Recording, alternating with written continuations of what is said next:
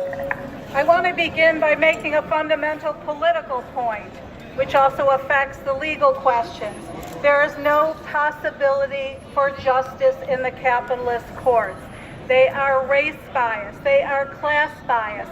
The fact that they work as a repressive operation from the police to the DAs to the judges is inherent in the way this system works.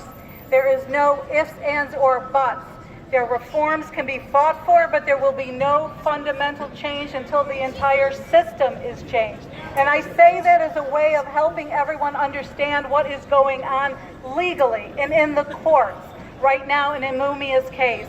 Until Mumia is free, and the struggle for his freedom is such that requires massive international protests based on trade union organizations, community organizations, with the streets filled with no illusions that you're going to get this justice in the courts without our being there. Mumia would not have survived. He faced 2 execution warrants.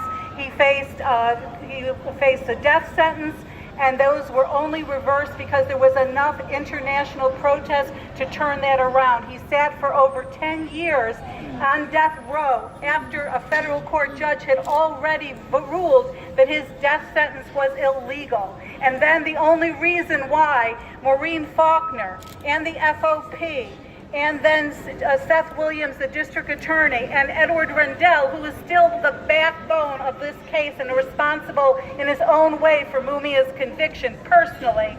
That's another story.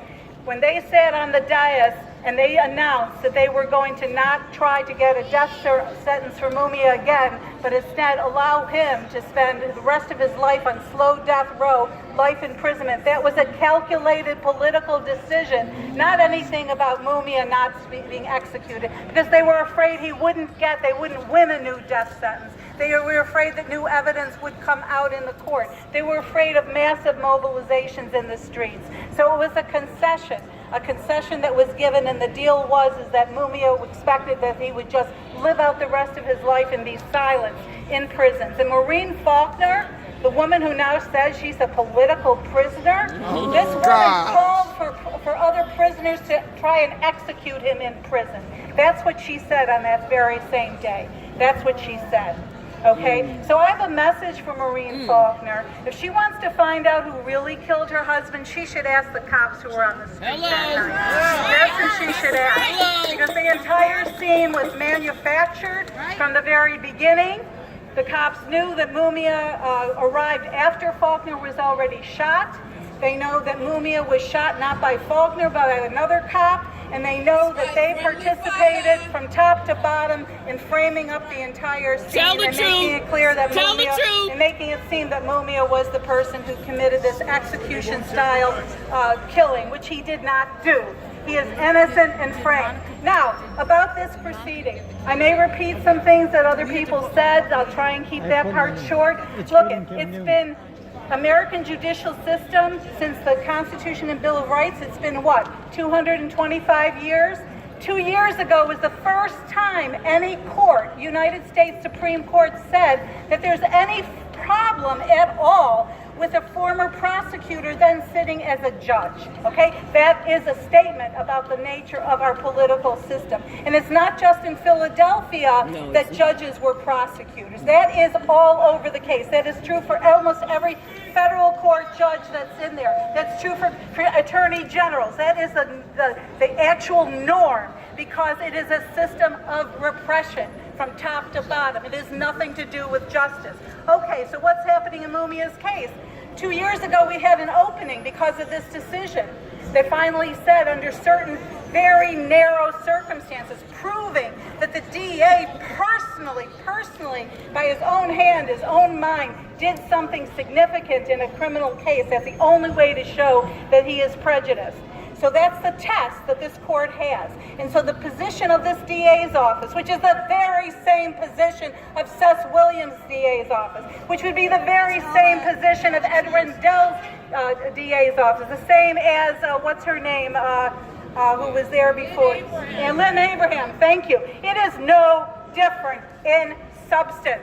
No different, because I will say, we are not, though we are looking for a missing document, We don't need any missing document. We have the documents. We have the history of Castile for all the things that other people have said, and we actually have a document from Castile in his own hand to former Governor Casey that said, at the time that Mumia's case was on appeal to the U.S. Supreme Court, said, I am urging you, Governor Casey, to start signing death warrants. I want a message to be sent, particularly to cop killers, that we are serious about the death penalty. And he named one man, William Beasley, in there because Beasley's case was through with appeals. He didn't name Mumia because Mumia was on appeals. Technically, he couldn't have a warrant signed for him. But that evidence is there. What does it prove? The lawyers did say this in court today, that in fact it proves that Castile was personally involved in seeking the death sentence immediately, quickly, for Mumia. That is critical involvement, personal involvement in a significant prosecutorial decision, and it fits with everything. And this DA's office says, just like they all did, no, no, no, it doesn't have Mumia's name in here. That is crap. And that is part and parcel of what we are fighting. Now, there's something else that didn't come out in court, which is a technical thing, but not so technical. Mumia wrote his own, he had lawyers at the time, but he also wrote his own appeal to the U.S. Supreme Court in his own hand, a pro se one in addition.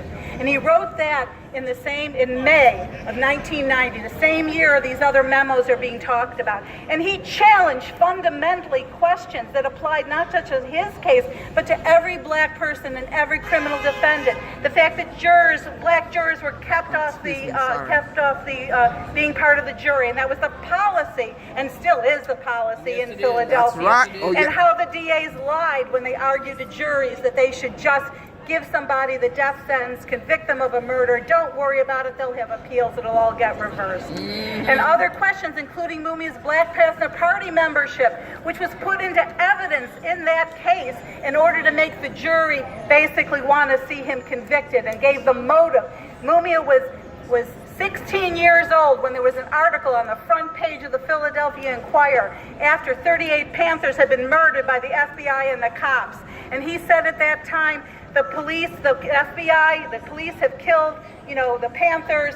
The Black Panther Party needs to face reality. We need to understand that that all political power is in the barrel of the gun, quoting Mao. But he was talking specifically about the power of the U.S. government and the U.S. cops.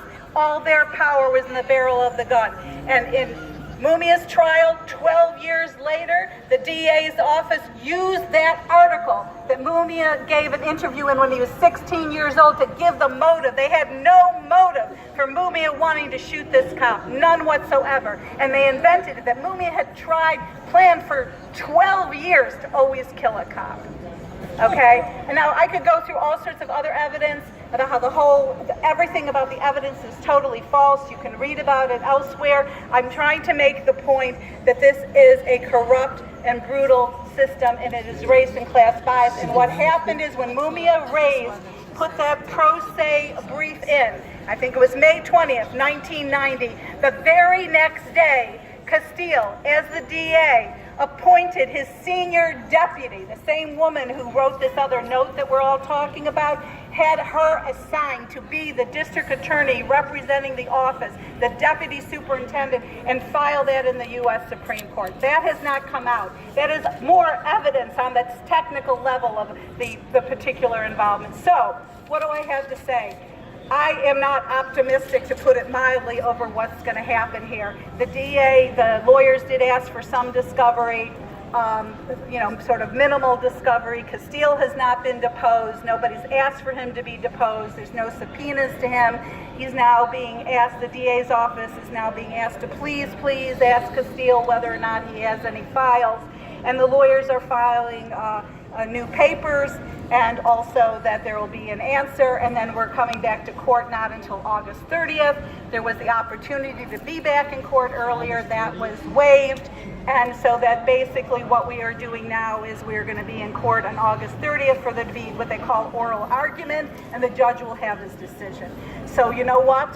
The answer for Mumia is we keep on using every avenue in the courts we have. That is essential, but we have to march in the street. We have to build this movement and understand that if there is a way to crack open the criminal justice system in a real way, a significant way. I know all these little things are being nibbled around the edges here in Philly, which is all fine. It's good for those people. But the only way to even have a crack is for there to be a type of mobilization for Mumia that makes it clear we are not continuing with this racist, capitalist injustice system. And that demands Mumia is freed. And the fight for Mumia, he doesn't like the word symbolic, but I am going to use it. It is both a symbol and a means of action against this entire system. And we need to spread that word, make that clear, and every other case is actually rooted in what happens with Mumia's case, because while it's about a political prisoner, a MOVE supporter, a Black Panther Party member, a radical journalist, it is the story of criminal justice for every single Black, poor, minority person in this country. And we need to fight for it like it matters in that way. Thank you.